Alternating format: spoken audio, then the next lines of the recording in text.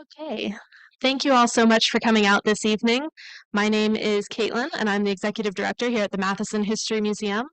I've already talked to quite a few of you and sold you some books, but for those of you I haven't sold a book to yet, I would love to. I'll be at the table in the back at the end of the program. And I also want to welcome you to the Matheson. We focus on local history for Gainesville and Alachua County. And one of the things that we're really fortunate in Gainesville is we have an incredible community of authors here. So even though Peru is a little outside of our wheelhouse, we are really delighted to be able to share one of our authors here in Gainesville. So I'm going to make a brief sales pitch before we get started. There are flyers around the room for the Amazing Give. That is next week on the 25th. It is a community-wide day of giving. There are, I believe, over 100 local nonprofits participating, and we are raising money to digitize some of our postcard collection. We have over 20,000 historic Florida postcards, and we are focusing on our Gainesville and Alachua County collection, which is over 4,200 postcards. So we want to digitize those and make them available online for everybody to look at. So I would love if you would take the flyer home with you and consider supporting us in the Amazing Give. Donations are open. So that's my sales pitch. And now I'm going to welcome another one of our wonderful local authors, Cynthia Barnett, to introduce our speaker today.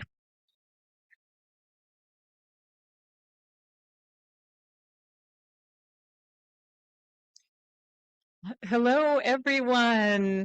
Caitlin, thank you, as always, for all you do for authors and our books. We appreciate the Mathesons so much. So it is my great pleasure and honor to be able to introduce the very talented Barbara Drake-Vera in her debut book, Melted Away, a Memoir of Climate Change and Caregiving in Peru, just out from LSU Press.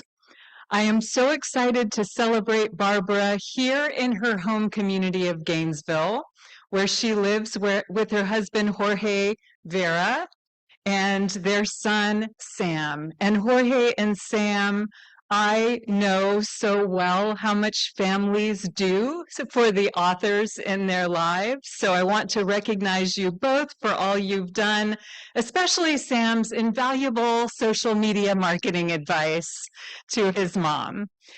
Barbara is an award-winning fiction writer and journalist with a passion for the environment and the arts. She earned her master's in creative writing from the University of Florida and received an individual artist fellowship in creative writing from the state of Florida, with work in North Dakota Quarterly, New Delta Review, and Iris, a Journal of Women.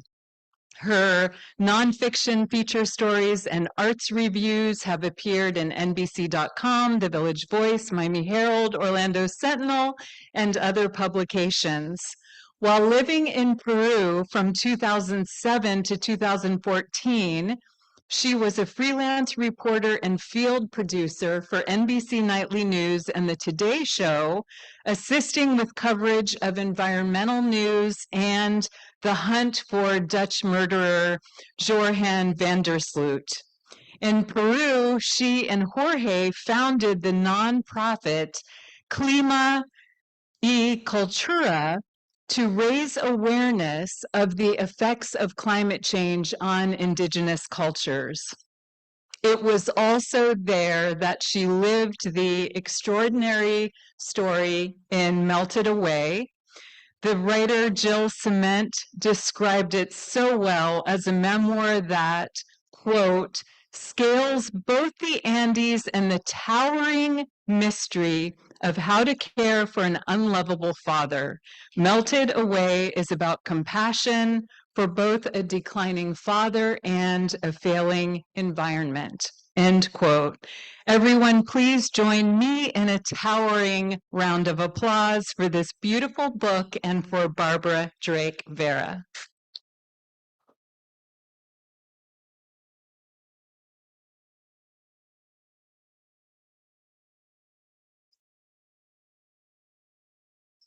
Thank you, Cynthia, for that introduction, and also thank you, Caitlin, and thank you to the Matheson Museum for hosting this event tonight. I'm thrilled and honored to be here tonight to share my book with you.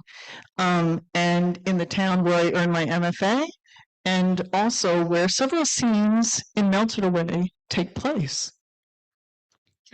And I would also like to thank audience members here. There are people in the audience here who assisted me during the writing and also the research and the promotion of this book. I'm very, very grateful to you. The road to publication can be steep and winding, kind of like climbing to a mountain, like Mount Asangate, which is the mountain that's on the cover of Melted Away. But that road, ultimately, when you reach the top, is really worth it. So today what I'm going to do is I'm going to explain about the book. I'll read some excerpts, and then I'll share at the end some thoughts on hope and climate action, and then I'll take some questions.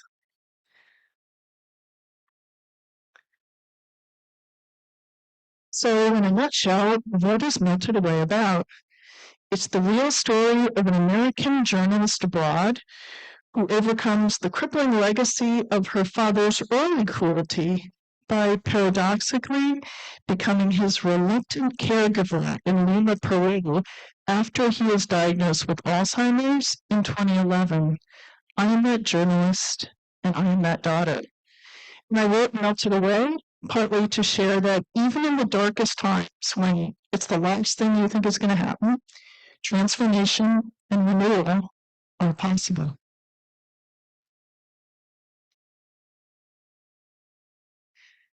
So I would like to start today by sharing a word that took on deeper significance for me during the writing of this book, solastalgia.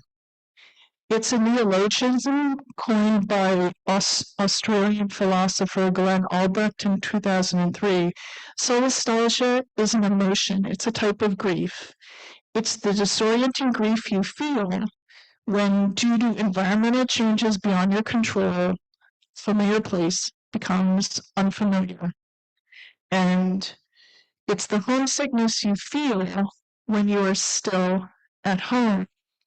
And this was something that I was observing in Peru when I was there. I started going to Peru in the late 1990s. And then in the 2000s, I was really seeing it up in the high Andes. And now my friends in Florida are telling me that they're experiencing this, that their familiar places no longer are the same. If they step into the water, it's hot all the way down to the sands where it used to be cool. So this is a disorienting feeling where the familiar is there, but it becomes unfamiliar. And this feeling also, I began to experience caring for my father, because those of you who've cared for anybody with dementia know that all the cognitive changes that go on, the person you know is there, but it's no longer the person you knew. So who are they? So it's very disorienting, right? So these were the two themes that were playing together in my mind as I was working on the book.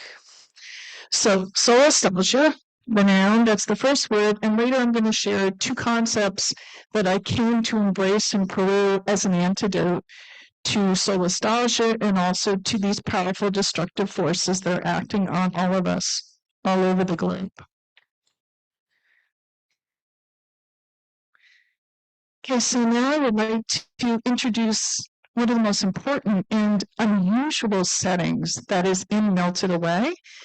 I'm going to take you to a glacial pilgrimage, the glacial pilgrimage of Coyuriti.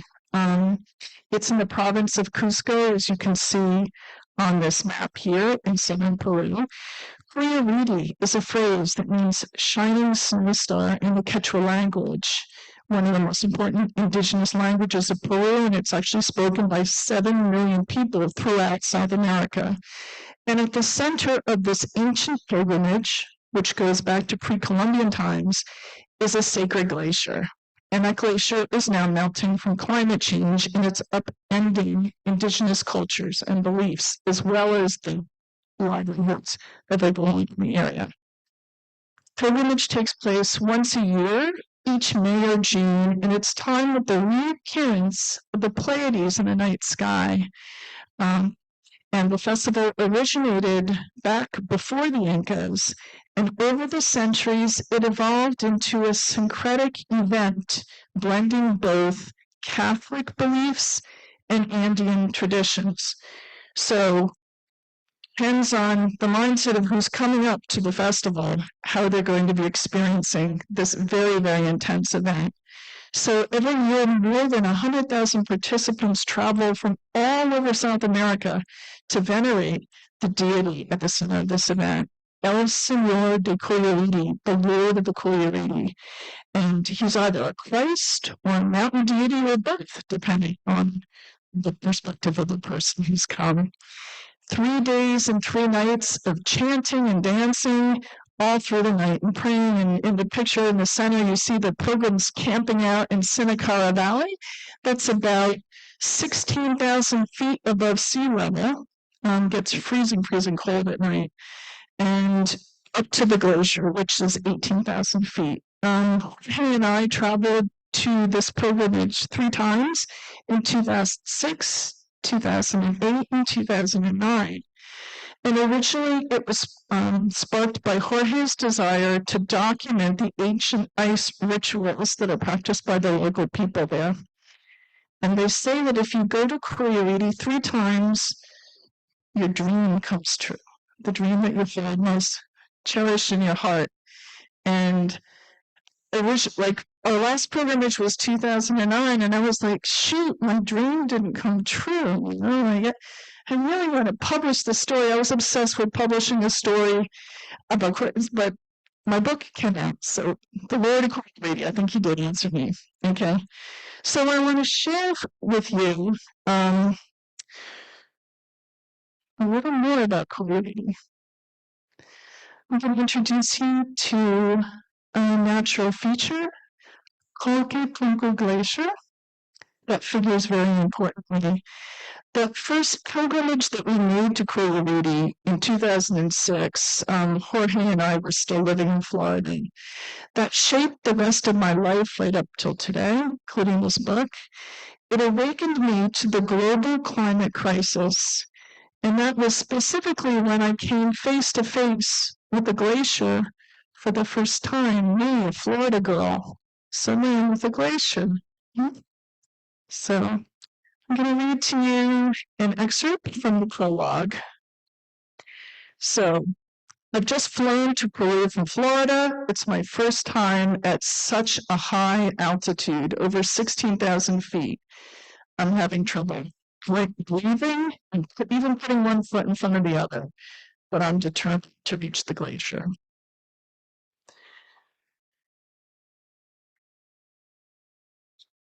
I grab my hiking poles and haul myself up the moraine path, shards of dark gray slate crunching underfoot. Every few steps, I have to catch my breath. My head throbs. Up close, the glacier is nothing like I imagined. Its walls are like the flanks of a whale, pale gray and wet and glistening, its surface studded with grit. The glacier feels ancient, alive, and sentient. I want to close my eyes and lean against it, let my humanity dissolve in the trickle of icy water that seeps from underneath, joining the other rivulets winding to the valley below. A deep vertical crack has split the ice face to my left. Very carefully, I creep along the edge of the glacier. The color inside takes my breath away. It is a translucent blue-green lit from within, a beauty that pierces my heart. I stand there, forehead resting on the gritty ice, filled with something improbable, affection for a glacier. It reminds me of something that a shy cab driver told me a few days ago in Cusco. Yes, we live in mountains and their white ponchos. White ponchos? He was referring to the ice caps.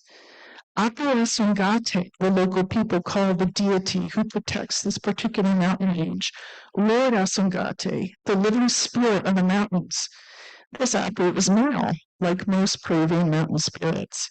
He's a good apple, a benevolent father, his glacial meltwater giving life to the people of this high forgotten region.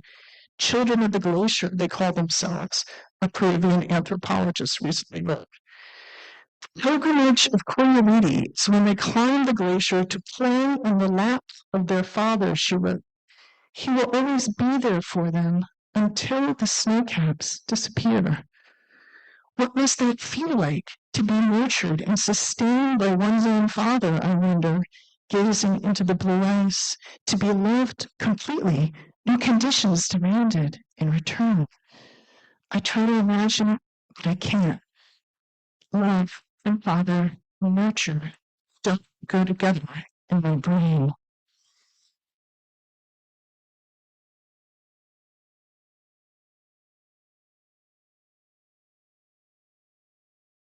So in this scene, I introduced the glacier I'd become obsessed with.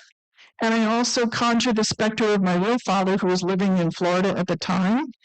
And in Melted Away, I grappled with two dilemmas that some of you might be familiar with.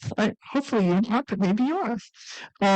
How do you make peace with a parent who repeatedly harmed you as a child? And second, later, how do you develop compassion for that parent when they are ill and old and vulnerable and you need to be their caregiver?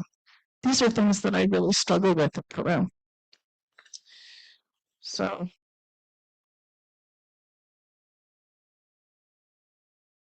that my dad, John Drake, he was born and raised in Eastern Pennsylvania during the Great Depression. He was stationed at Pearl Harbor during World War II. After that, he and my mom lived in Paris for 2 years. And that was where he wrote poetry, and he wrote one novel, which went unpublished. And interestingly, Peter Matheson published my father's poetry in an expat journal before he founded the Paris Review. But my father turned from poetry, and he was obsessed with writing the great American novel. So then we spent the rest of the 50s and the early 60s in New York City, and he founded a market research company there, and then he joined the post office before I was born. So that was what I was officially told he did. He spent the 50s working in New York on Madison Avenue, all that. But as you find out in Melted Way, that was really a whole story about what happened with him. So outwardly, my father was a dutiful provider, but inside he struggled. He had depression. He was pretty bitter and he drank. And unfortunately, that shaped his relationship with me. And at the heart of Melted Away is a painful and strange father-daughter dynamic based on a dark, corrosive emotion that is rarely talked about in parenting. And so I'll read a couple pages from the very first chapter to introduce that taboo. It's this section called The Blue Table. My father was always jealous of me. Well, nearly always. I first became aware something wasn't quite right when I was around 9 years old. When I was in our dining room in Bloomfield, New Jersey, at the long blue-gray table in the center of the room. I had sat here almost every day after school for the last 2 years, writing poems, calling to my mother for help with spellings. Around 6 o'clock, after returning from his job at the nearby post office, my father would drop by for a quick kiss on my head before retreating into the pantry for a little pick-me-up, as he called it. On the wall to my left, above the bookshelves crammed with modern library editions and his collection of classical records, was an enormous yellow map of Paris, where he and my mother had lived in the early 1950s. To my right, tall windows mirrored my reflection against the deepening evening sky.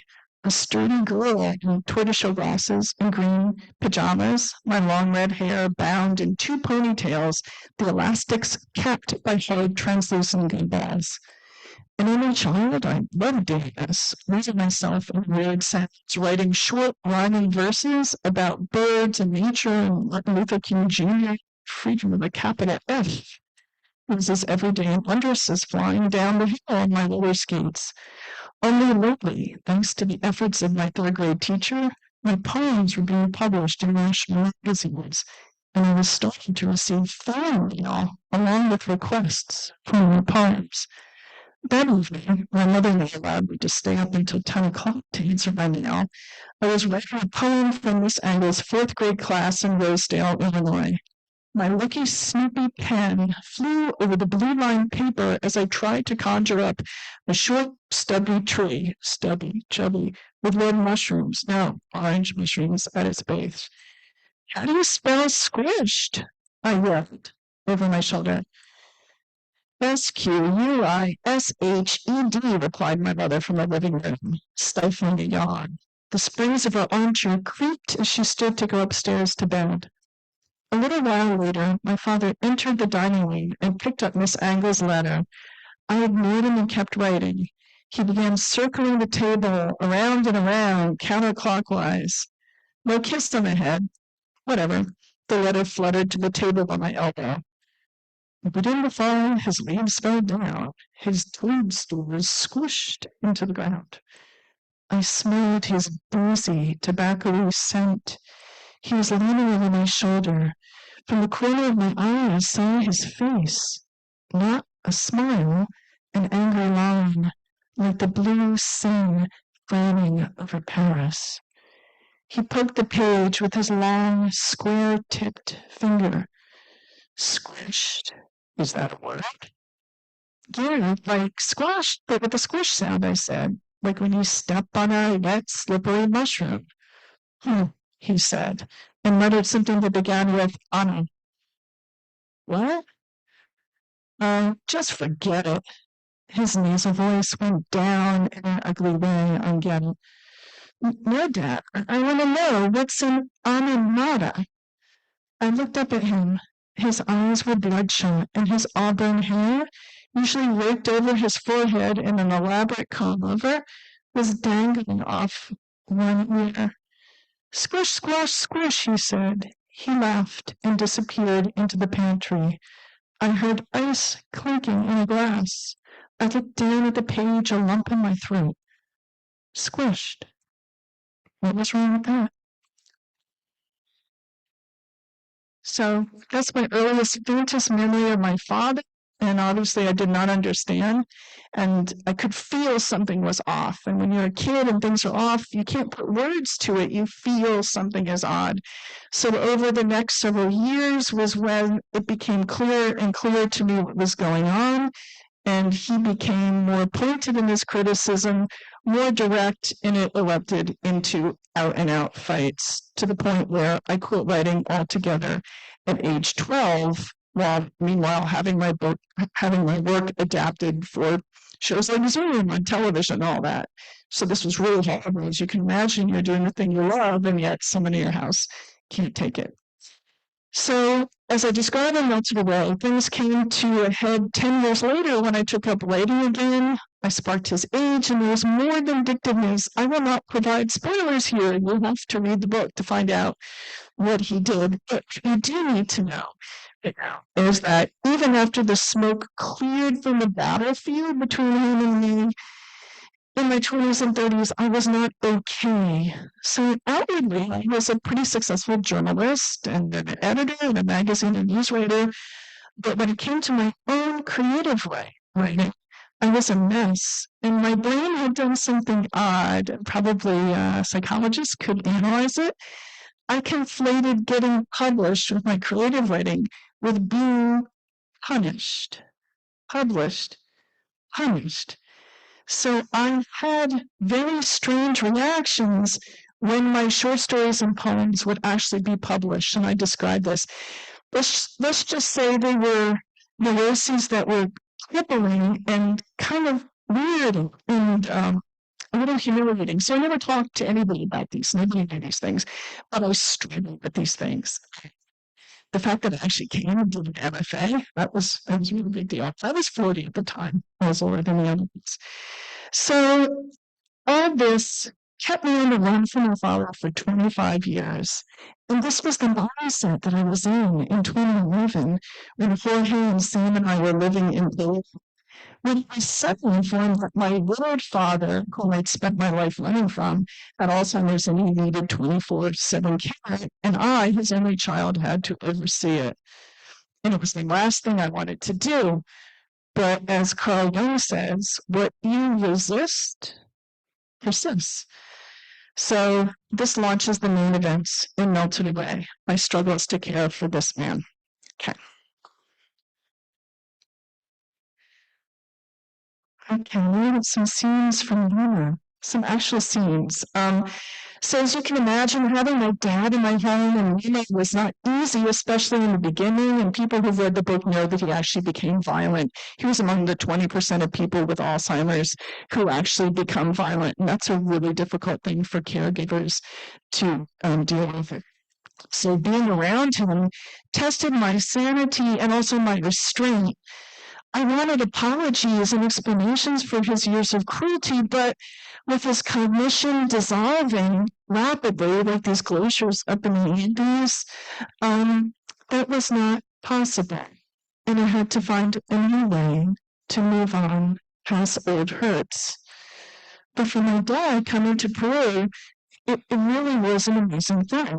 Being in this Andean country with its more unique collectivist values, and especially the caregiving structure in Lima, gave him a second start in life. And I was an advocate, an ambassador for the Alzheimer's Association here in North Central Florida for 3 years. And during that time, I began to share my unusual caregiving odyssey. And so I was interviewed on podcasts and for Health Central and different websites. And I'm happy to answer any questions that people have about what it's like to care for someone in Peru. Happy to do that. But really, if there's anything that I credit my father's transformation to, it was the people who cared for him. We hired health aides, and one of them is shown here. Alma, Daisy, and Senora Lucinda, who became a cook, they're all Peruvian women. None of them spoke English, and their dad didn't speak Spanish. But as you'll see, that didn't matter, and that was something pretty amazing. They were gifted women, very talented, very trained, and they managed to pierce the armor of a complicated bleeding man, an arts lover, an alcoholic, a narcissist, and a depressed loner. And they actually brought him back to life when he went on a hunger strike when he first came to Lima. And people have asked me, well, what exactly did they do? And I'll just read a short excerpt from a section called On Even Keel. This was after all the bad stuff had kind of resolved itself. And this shows his relationship with them. It's a section called Their Hands. Some evenings, I entered my father's room and found him and the aides sitting together on the couch, holding hands and watching a telenovela. They sat side by side in the semi-darkness, their faces bathed in the blue glow of the TV. Daisy stared plaintively at the screen, her dark eyes absorbed in the unfolding drama. Her soft arm rested on a pillow propped between them, fingers intertwined with his. If Alma was watching him, she delicately patted his hand from time to time. My father looked peaceful, his face a contented blank. They could sit for hours like this, chastely, like children on a pretend date. Eventually, my father's head would nod and he began to snore. He would sleep there upright, or the aide would transition him into the bed. As the months went by, my father became more trusting of these women's hands. They were there to guide him to the bathroom, to walk him around the perimeter of the dining room, to dab his nose when it was runny. In his former life, he would visibly stiffen when someone went to hug him. Just the possibility of someone touching his comb-over made him wince. Now he sat tranquilly in the lounge chair as Daisy snipped at his balding pate with a pair of ornate barber's scissors. The newly sharpened blades flickered around his large ears. He stared out the back window at Pizarro's fig tree, regally, like he had all the time in the world. When Daisy was through, that's Daisy, She would dab the fringe with hair gel, eager for manland, and comb it neatly into place, his bald skull exposed. She stepped back to survey her work. Finish, Mr. John. Really? He asked, his brow furrowing as he looked up at her. Si, finito. Signora Lucinda poked her head into the room and joined us. Daisy knelt in front of my father, pinching his cheek. Muy guapo, she said, coyly. Did he know what guapo meant? I explained that it was handsome. He said, obviously pleased. Guapo, Daisy repeated, pointing at him. Daisy guapo, he said, pointing at her. No, so guapa, she corrected him, emphasizing the I sound of the second syllable. Daisy guapa, John guapo. Daisy guapa, he repeated. The woman laughed, pleased. Holy shit, I thought. Are they teaching him Spanish? 2 weeks later, Dr. Aguirre, that was his neurologist, sat me down with a pencil and a diagram of the human brain to explain what was happening. Alzheimer's is a mysterious disease. It progresses differently with everyone. It affects this part and this part and this part. He drew circles around the frontal lobes, the hippocampus. But here, he said, pointing with the eraser tip to the back of the brain, here is where we process incoming language, spoken language, written language. And Alzheimer's often does not affect this part of the brain, Wernicke's area, until the later stages. So your papi, even though he is forgetting many things, he can learn new words and even the basics of a new language, like Spanish. The only thing I could say was cracking. Okay, so my father lived his last months with gusto. He even learned Spanish with dementia, and I talked to actually Dr. Francis Collins, the former head of the NIH, about it. He goes, yeah, I heard about this. So I had no idea this could even happen. And I know that none of this would have happened if we had kept him in a home in the United States and something like this. So there was a nice ending for my dad. Okay. So most of what happens in Melted Away, I'm showing the structure here. Most of Melted Away is a narrative of the things that happen in it during the time when we're caring for my father in Peru. And I'm trying to report on these melting glaciers. Interspersed, though, are very brief sections called field notes or conversations. And this features excerpts of interviews and perspectives with researchers whom I consulted with during my time in Peru and after. And so you can see the names of the sections, and highlighted in yellow are these little brief things. So I know that the word climate change is like really important in the subtitle. You kind of just get slivers of the climate change. There's a lot of wonderful researchers who've written books. I really encourage you to read them. My book is like you can just dive in. If you like what this one person says, you can go off and read their book. And I show their faces here. I know that in academic research, you're just supposed to quote the person's name and their idea, but these were my friends. I can't think of these people as anything but my friends.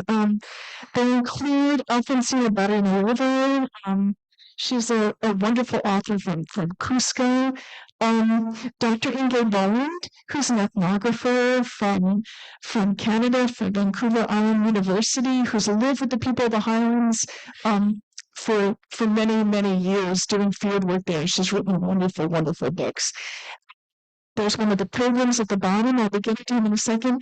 And Dr. Lanny Thompson, the paleoclimatologist.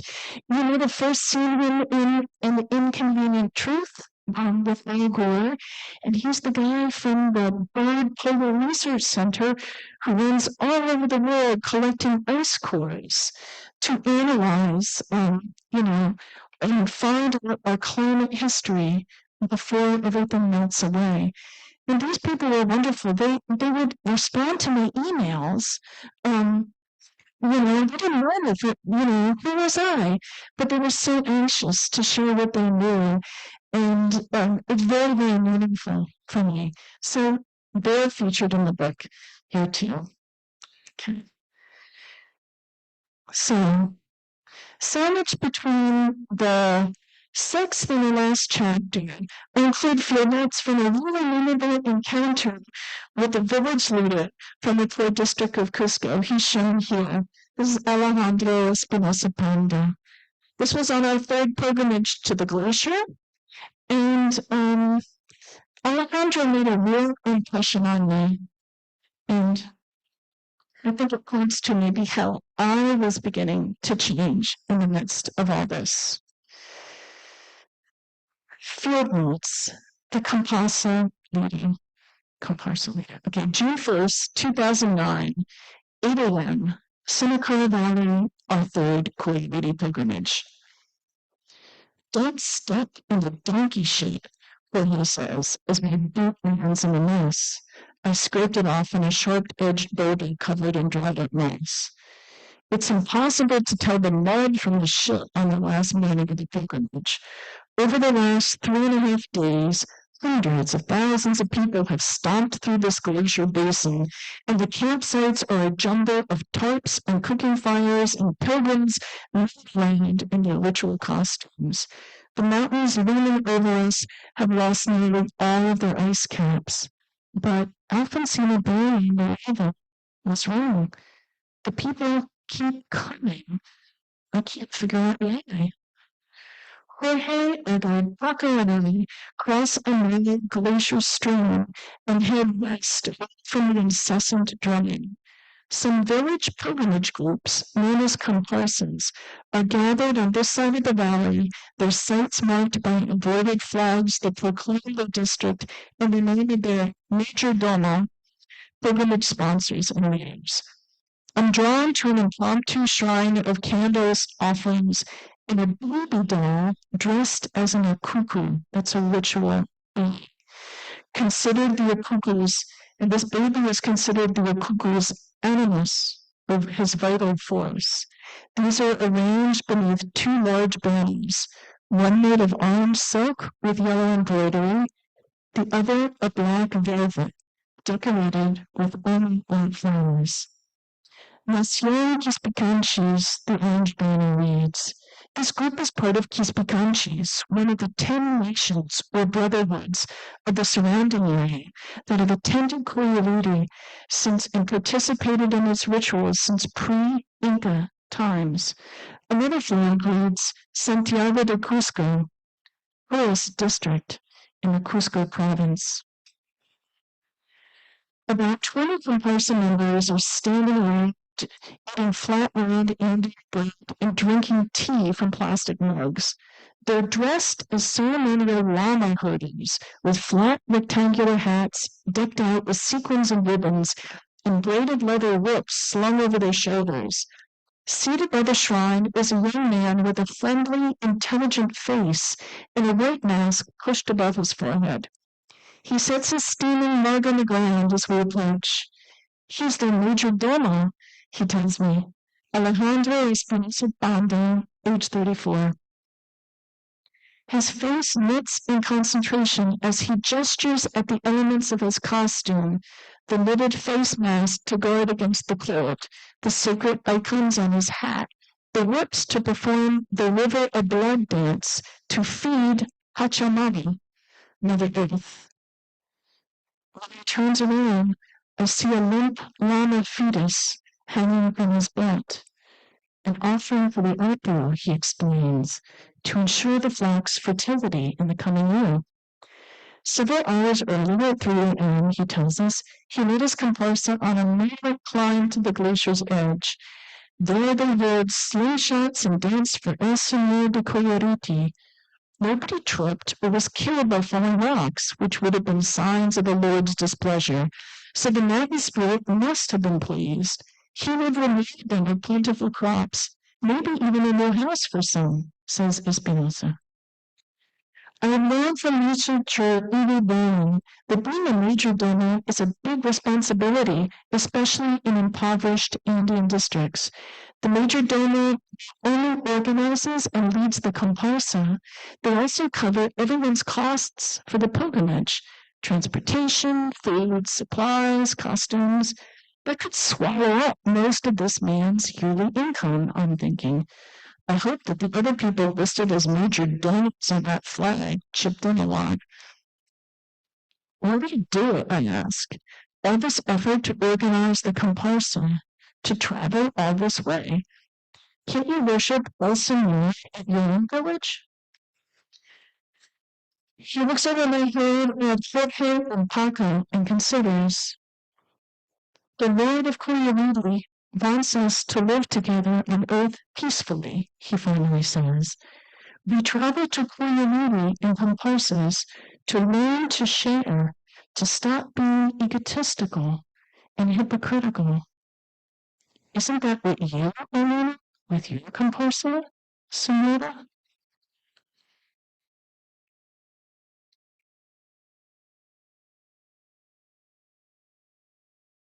Okay. So I introduced that word scholarship before. Now, here are two concepts I came to embrace in Peru, providing kind of antidotes to that. The first is a Quechua word, aini, which means reciprocity. It's both a concept and it's a daily practice. It's a ritual. So it means I give to you, and that obligates you to give to me in the future. And this is how people in the high Andes survive. You have to be able to always be doing this. So aini is important. And the other is the Spanish phrase con cariño, which means with loving affection. And I sort of explore this. So I like to think of it as love in action. Like you can have amor, but maybe that's just you like having this feeling and you don't do anything. But maybe you can brush someone's hair con cariño, or make them a tea con cariño. Right?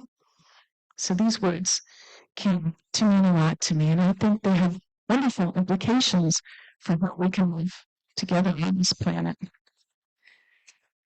So the arc of my book, it begins in the Andes of the glacial pilgrimage of Cuyaridi in 2006 and ends in 2012 at the mountain, right at the mountain that is at the centerpiece of that pilgrimage.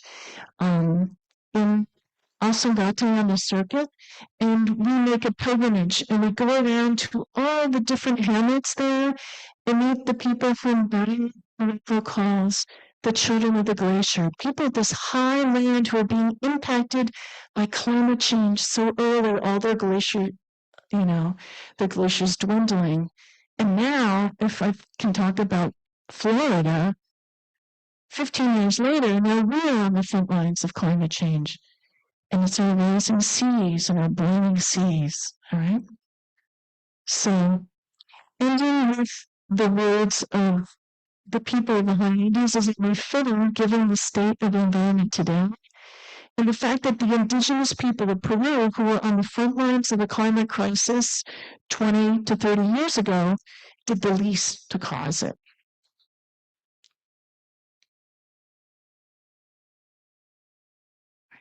Finally. Okay, so finally.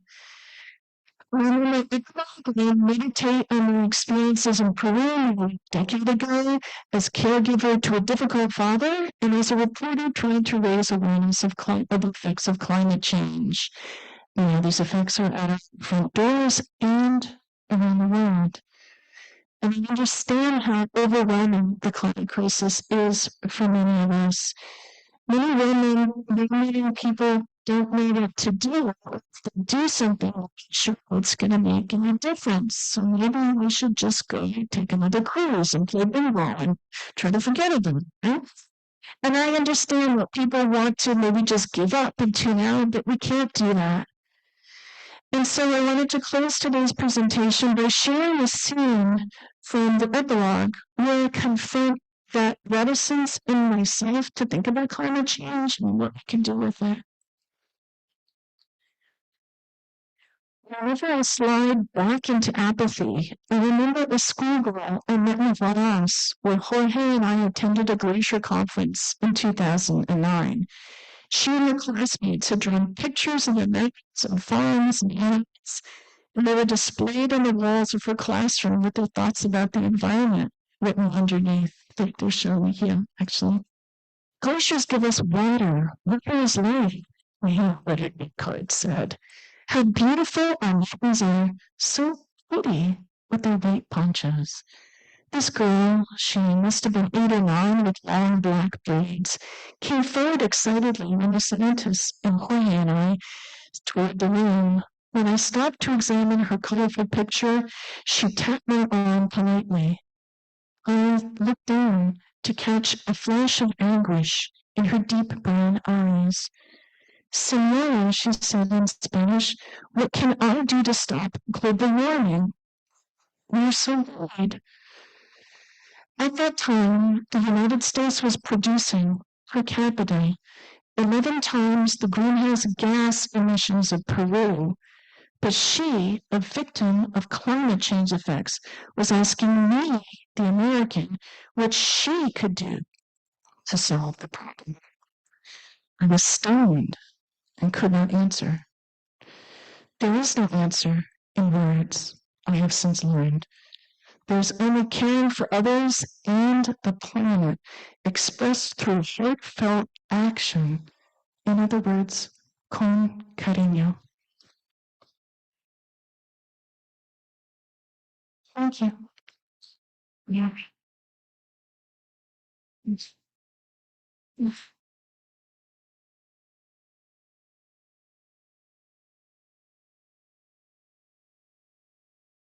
Thank you so much. I'm happy to answer questions about anything. You can throw a question at me or anything you guys want to know. Raise your hand.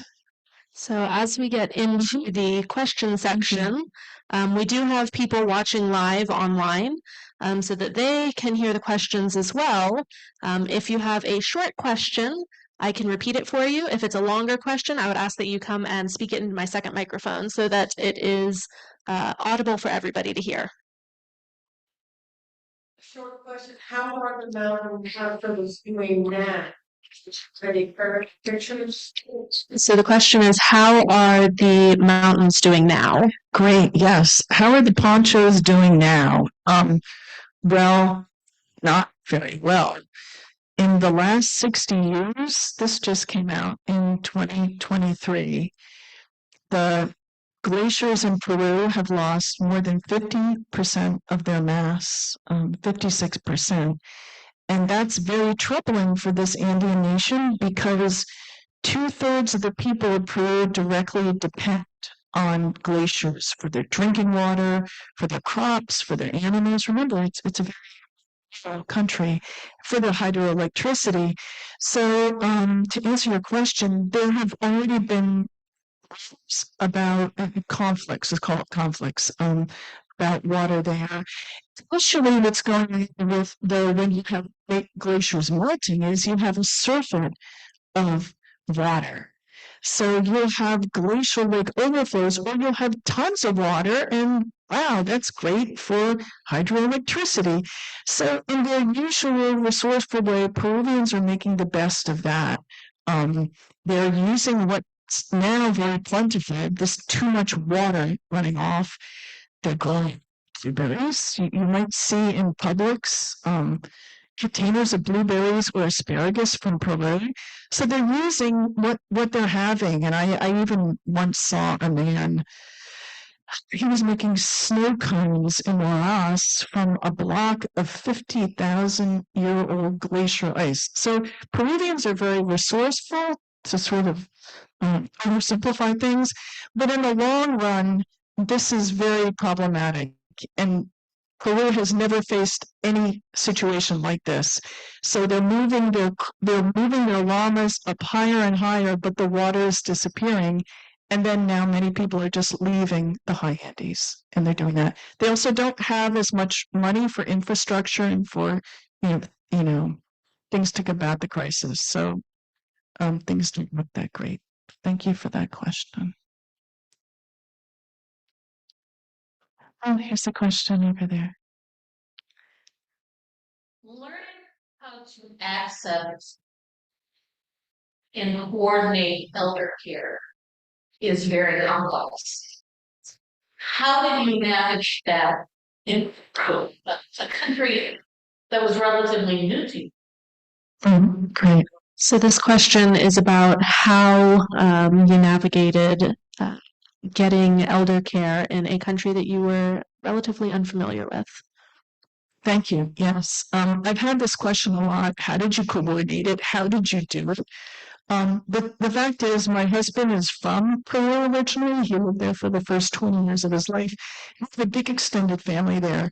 So I noticed, even before my father came, that I noticed how people in his family were taking care of elders, and they had these health aides called enfermeras técnicas who were taking care of him.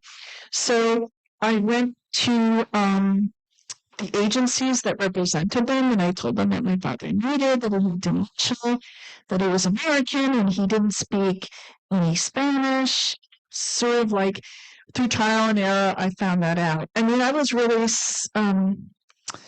I was just building the boat as we were sailing it because I didn't know anybody else who had brought their father to Peru to do something like that. The coordination of the care, a lot of that fell on Jorge because he could also look and, make changes and navigate and do things. It was a lot. There was a lot of trial and error. But again, we did benefit from the infrastructure of which, his doctors would come to the house to take care of him. So we didn't have to make him go into some scary outdoor place. They would draw blood there. They did an EKG for my dad right in the house. So, and you'd have people drive to your house with medications. Medications are inexpensive in Peru, like in many places. So he had his Medicare here, but we were able to pay for everything down there. Does that answer the question? Kind of, yeah. Great, thank you. Yeah. Oh, yeah, sorry. Yeah, Maya. Thank you.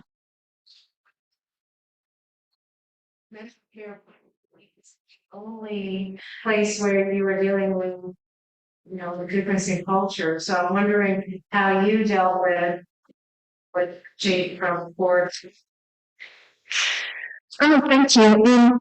Sort of the second half of the book does focus more on me and my difficulties and bumbling attempts to integrate into Peruvian culture. When you are a journalist, you really are an outsider. You're an observer more. You can duck in and out of situations. I ended up having to quit freelance reporting and take on a job teaching English as a second language at a university. And then I ended up becoming a professor in a translation program there. So I was embedded in Peruvian culture, and part of the second half of the book is really like me trying to come to grips with this very communal culture, very high contact, people kissing you on the cheek all the time. You'll see these things. I felt very American when I was down there. And I'm like, I don't need to be kissing everybody on the cheek and smelling them. I don't need to know you smell like garlic and you smell really good. Like, why did I need this in my life? So I record my irritations, but you'll sort of see like a stone. I was worn down. And by the end, I was like, okay, everybody just walks wherever on the sidewalk. And when I came back here, Maya, and you know this because you worked with me, when I first came back to Gainesville and I began teaching at the English Language Institute in Gainesville, I interviewed for that job via Skype, that early 2010s thing. I had become more Peruvian than I realized, and I would meet people, and I would just lean in to kiss them, and be like some professor. I'm like, oh my God, what am I doing? So I was changed a lot. Yeah, with it. Thank you. Yes. Yes.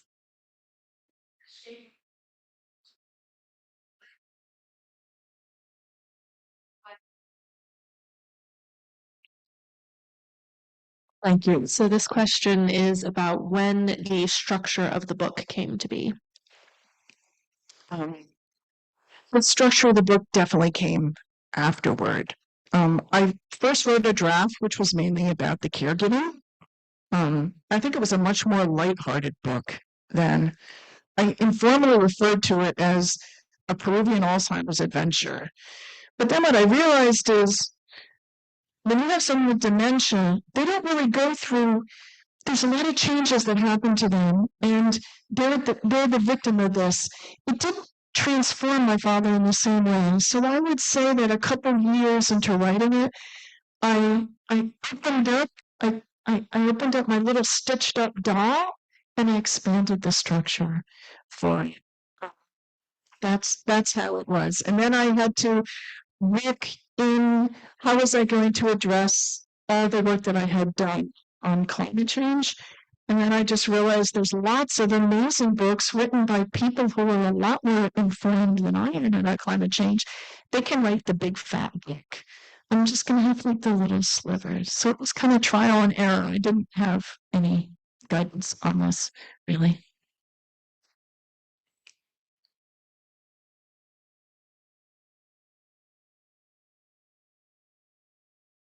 If there are no more questions from the audience, or someone raised his elbow but then put his elbow down, you're signaling at me with your elbow. Okay, great. Yes. Yeah, I'm working on my next book. It's fiction. Fiction is so much easier. Fiction is easier. Thank you. I love it. I love it.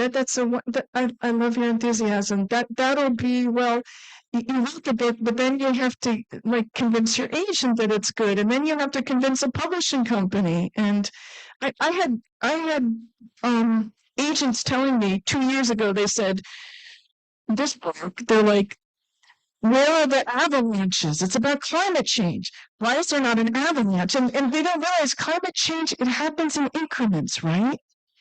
It's increments. It's the temperature changes a little bit. It's the water. So that was a New York agent, bless her heart. She didn't get it. But again, I'm so happy LSU Press believed in this book. And I was shocked in 2023 last year when suddenly climate change was right on our doors. And I had a friend, she goes, look, this is terrible. What's happening here in Florida? She goes, but Barbara, this is good for your books.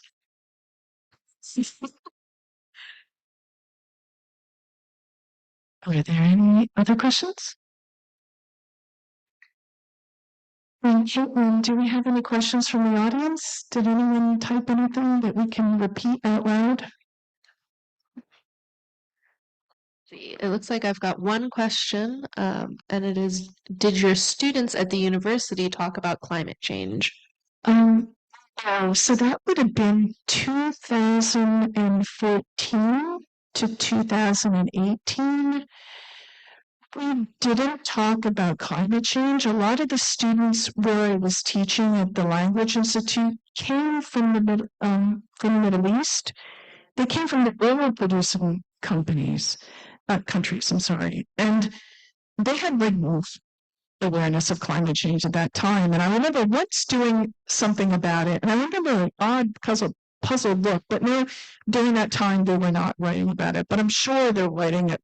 Students all over UF are addressing climate change in their own ways and many, many different things. And of course, the journalists are, they're doing that too, and the scientists, yeah. But UF has been very, very active in addressing these issues. And we have Climate Institute, and Cynthia Barnett has led a really, really wonderful climate summit in January for climate communicators all over the state. And I was really shocked. I was like, these are people and they have jobs like as environmental correspondents. But 15 years ago, like we didn't have anything like this. So I'm hopeful with that kind of work. Yeah. Thank you to the person who asked that. Well, if there's no more questions, I guess we're done. Thank you very much for listening and watching my presentation. I'm happy to be here with you tonight.